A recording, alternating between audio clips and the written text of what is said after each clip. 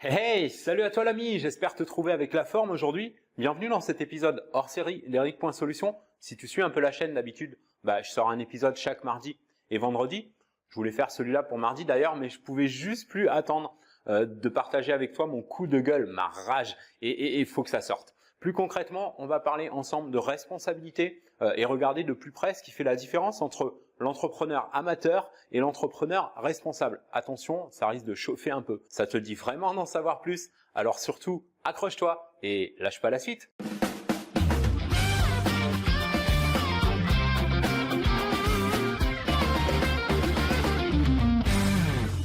Comme tu sais probablement déjà, enfin j'espère pour toi en tout cas, pour être un entrepreneur, un vrai, il suffit pas de s'inscrire au registre du commerce ou quoi, ça c'est juste être entrepreneur sur le papier. Il y a tout un état d'esprit à adopter et ça commence par le sens des responsabilités. Ce qui est magique quand on choisit d'être responsable, c'est qu'on est responsable de tout, on est responsable de son succès, mais il faut aussi accepter l'idée d'être responsable de ses échecs et savoir se remettre en question parce que c'est la seule et unique façon de progresser et d'utiliser ces échecs comme des expériences qui permettent d'avancer plus loin. C'est quelque chose que tu sais peut-être déjà, mais il y a des personnes qui ont tendance à attribuer leurs échecs aux circonstances ou pire parfois à d'autres personnes. Exemple, quelqu'un qui rejoint un système dont il est prouvé par beaucoup d'autres que ça fonctionne, un système de business. Et pourtant cette personne échoue. Ça peut arriver à tout le monde et ça peut être pour tout un tas de raisons qui n'ont aucun lien avec le système. Surtout si la personne en question échoue à chaque fois qu'elle essaye un autre système. Et le remède dans ce cas-là, c'est quoi?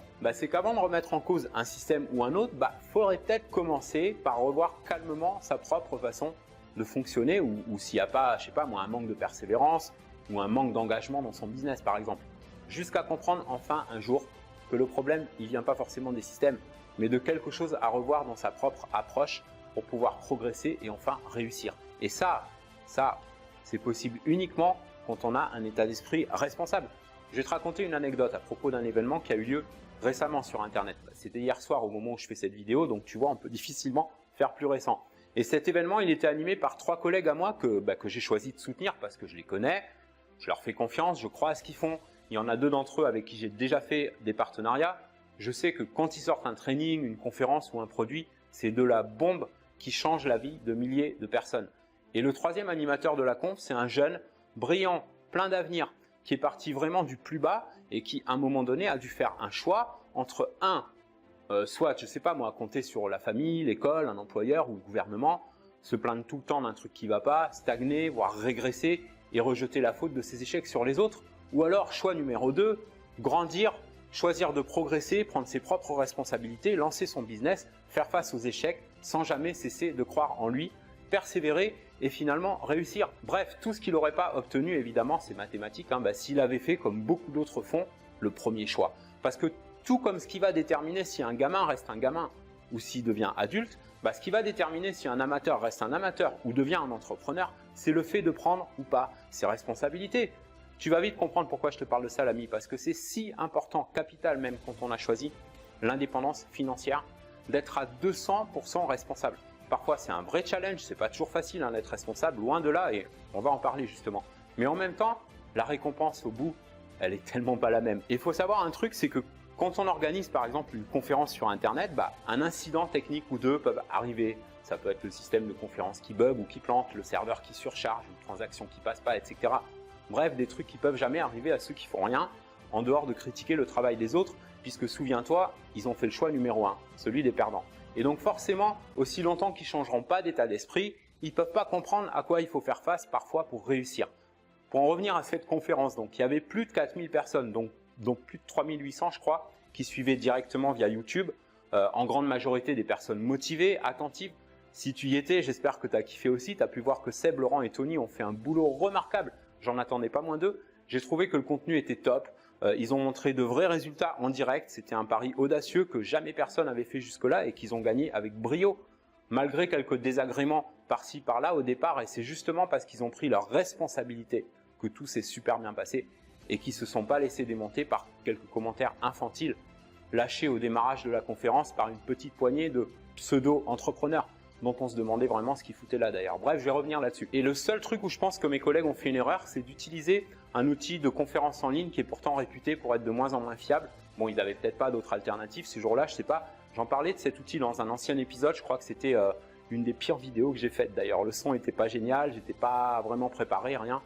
Mais il y a des images sympas, c'était en Italie, j'y parlais entre autres de persévérance. Si tu veux aller voir, je te mets le lien en description. Bref, pendant la conférence d'hier, donc, parce que c'était hier au moment où je te fais cette vidéo, la fonctionnalité de chat du système de conférence marchait pas. Donc du coup, on ne pouvait pas poser de questions.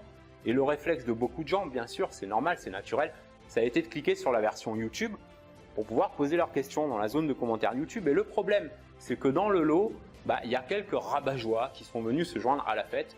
Pas beaucoup, heureusement, je crois qu'il devait être une dizaine, tout au plus une vingtaine peut-être sur l'ensemble, ça reste à peine 0,50% à peu près, tu vois, ça va pas pisser loin comme on dit. Mais qui pour le coup, par contre, n'ont aucun esprit responsable. Et le problème avec ce type d'individus qui crachent sans arrêt leur frustration de perdant sur les gens qui se mettent en action, c'est qu'ils n'ont pas besoin d'être nombreux pour casser l'ambiance. Tu sais, c'est un peu comme les casseurs dans les manifs, etc. Et en parlant de manifs, justement, il y a certains commentaires où j'avais vraiment l'impression de voir dans la salle une poignée d'ouvriers syndicalistes qui venaient s'inviter dans une réunion d'entrepreneurs. Tu vois, en fait, c'est des mecs, tu vois, ils jouent les apprentis entrepreneurs, ils se croient entrepreneurs, mais en fait, ce ne sont pas des entrepreneurs. Si tu es de la même génération que moi, tu as dû connaître la pub Canada Dry, ça ressemble à de l'alcool, mais en fait, c'est pas de l'alcool. C'est juste des pauvres gars et des nanas, tu vois, des losers, qui courent tout le temps après des plans d'argent faciles, qui arrivent jamais à rien et qui arriveront peut-être à quelque chose un jour. Celui où ils comprendront qu'être entrepreneur, ça implique d'être totalement responsable pour sa réussite, aussi bien que pour ses échecs. Parce que bien sûr, on a le droit de ne pas aimer un truc, tu vois, pas aimer un training ou un produit ou de ne pas être d'accord, etc. Mais dans ce cas-là, je sais pas, moi, on zappe et on va voir ailleurs ou sur Netflix ou autre, tu vois.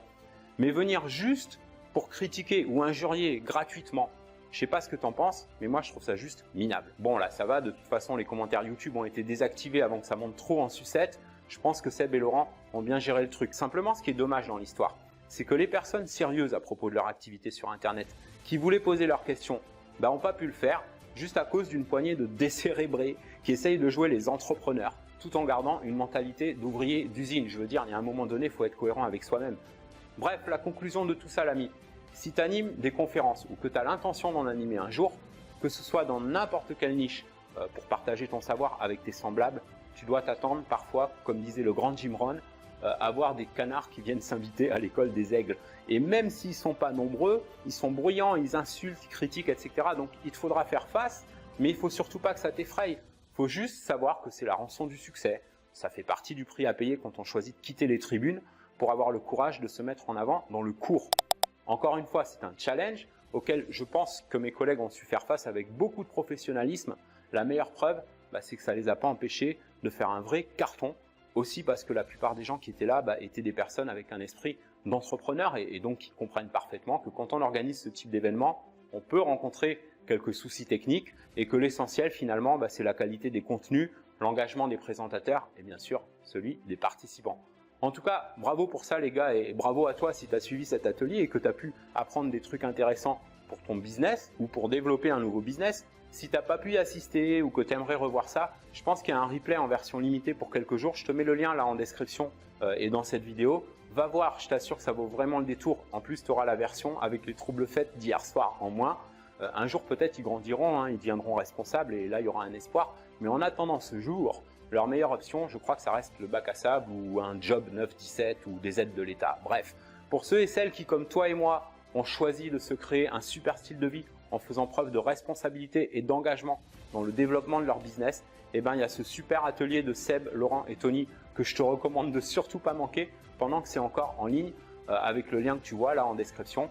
Et en attendant, merci pour avoir regardé cet épisode et avoir supporté mon coup de gueule. Si ça t'a quand même plu, n'hésite pas comme d'hab à me mettre un beau pouce tout bleu ou un pouce tout rouge et tout moche si ça t'a pas plu. Et dans les deux cas, t'exprimer en commentaire. Si c'est pas un commentaire de canard, ce sera publié. Attention, j'ai bien dit canard, pas autre chose. N'hésite pas à partager cette vidéo avec un max de tes amis ou collègues entrepreneurs, de préférence des vrais s'il te plaît, ou au moins des personnes qui ont l'esprit gagnant et qui veulent vraiment entreprendre, se lancer sérieusement sur Internet et faire de leur business en ligne un succès. Je te kiffe. Si tu me kiffes aussi, n'hésite pas à t'abonner à cette chaîne. Si ce n'est pas encore fait, on se retrouve dans le prochain épisode. En attendant, prends soin de toi et fais une différence dans ton business et dans ta vie aujourd'hui.